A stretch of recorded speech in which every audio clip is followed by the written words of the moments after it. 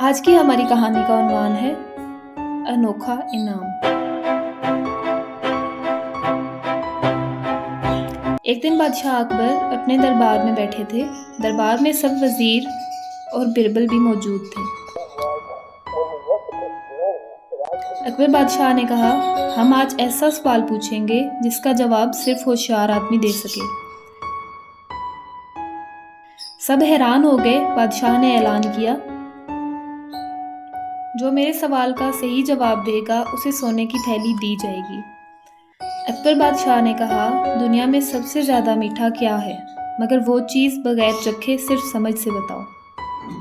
سب درباری سوچنے لگے۔ ایک وزیر نے کہا، شہد، دوسرے نے کہا گنے کا رس، تیسرے نے کہا کھجور، لیکن بادشاہ نے کہا، نہیں، یہ جواب خاص نہیں۔ پھر بربل مسکرا کر آگے آیا، حضور، سب سے میٹھی چیز نیند ہوتی ہے۔ بادشاہ نے حیرت سے پوچھا، وہ کیسے؟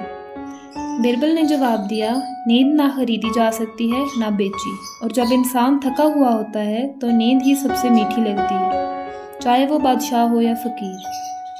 اکبر بادشاہ ہنسے اور خوش ہو گئے۔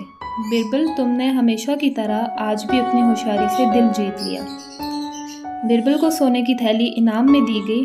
تمام درباری تالیاں بجانے لگے۔ اس کہانی سے ہمیں یہ سبق ملتا ہے، ہر چیز کا ذائقہ زبان سے نہیں، کبھی دل اور دماغ سے بھی چکھنا چاہیے۔